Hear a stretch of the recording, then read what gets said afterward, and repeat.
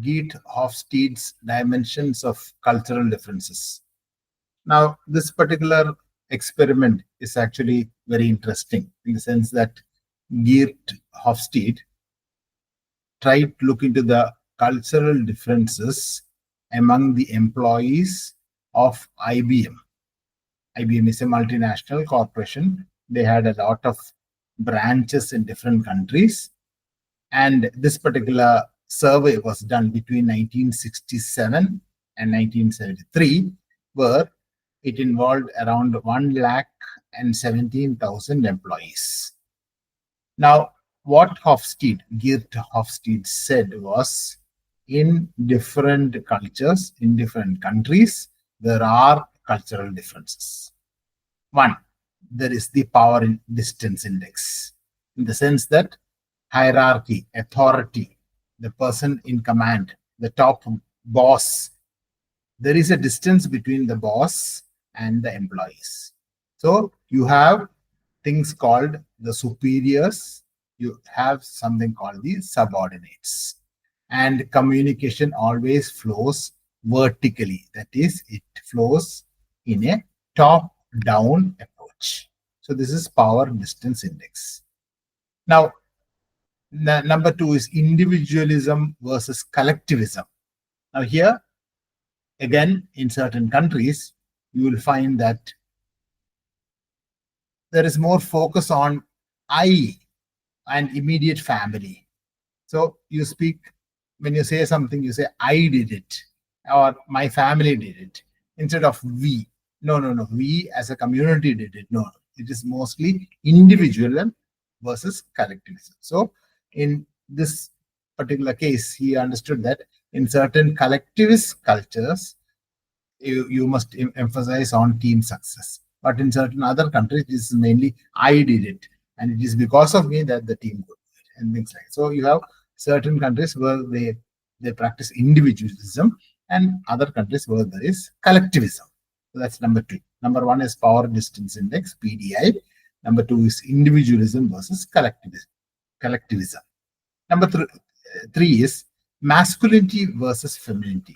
So there are certain countries where there is what is known as masculinity. That is, there is a heroism or assertiveness which is related to masculinism versus cooperation and modesty and caring for the weak. This is attributed to feminism. So in a competitive status, sometimes you might have a masculine culture where sometimes the leader must be masculine and he must focus on clear goals. Whereas in certain countries, in certain feminist cultures, they support the team as a whole, and maybe even the work-life balance is considered. So this is the third in his observation. The fourth one is uncertainty avoidance index. So in some societies, in some countries, low tolerance. That is, you need to have clear rules. Change is not really a problem. Change is disruptive. You cannot introduce change suddenly.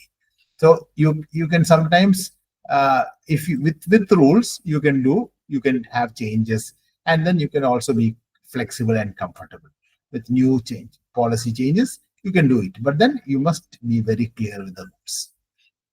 So such places, you must give formal plans. You must explain why this was this decision, and also establish a strict tolerance or a strict process to it. But in other certain cultures, sometimes there may not be this. So in some countries, you have a high UAI, uncertainty avoidance index. That is, uncertainty cannot happen. So you must have clear rules and less risk. You can have change, but then you must be pretty flexible. Then next is Hofstede talks about long-term versus short-term orientation. And this is where sometimes you value a long-term when an employee staying in a company for a long term. That employee expects rewards, Whereas in other countries, sometimes you need quick results. You need to, if you finish a project, immediately you are rewarded. This is what they would present. They would like. So some countries like long term orientation. Some countries prefer short term orientation. Then you also have number six, what is known as the indulgence versus restraint. That is, in certain uh, countries, it is relatively free gratification of basic and natural human drives related to enjoying life. Indulgence. So to enjoy life after work is not a problem. Whereas in certain other countries, it is more better to restrain this by strict social norms. So Hofstede looked into different employees of different countries of one company, IBM, between 1967 and 1973. And there he found out, he took a set of 1,17,000 employees. He found out that there was power distance index in between countries. You had individualism versus collectivism. You had masculinity versus femininity. You had in countries what is known as the uncertainty avoidance index. You had long term and short term orientation. And you also had countries which promote indulgence. You have also countries where things are restrained in that level. So Hofstede tried to analyze one particular country. This country is Japan. And here, if we look into the cultural profile of Japan and we apply Hofstede's principles, the first one is power distance index. We find that the level of the distance is less, but at the same time, there is a strong emphasis on hierarchy. That means seniority is always respected. Then, when you look at the individualism, you find that individualism is less. It is more of group harmony. People prefer to enjoy things together.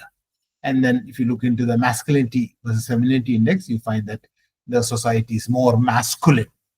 And then, if you look into the uncertainty avoidance index, you find that there is a lot of rules. You need a lot of rules. You need a lot of structure. You need a lot of planning. And if you look into the long-term orientation, you find that they work quite well, but they focus on future rewards and they work very hard. And if you look into the indulgence, they are low and restrained in the sense that they don't really want to indulge in things very quickly. They they place value on discipline rather than immediate gratification. So these are Hofstede's Geert Hofstede's different dimensions of cultural differences. Thank you.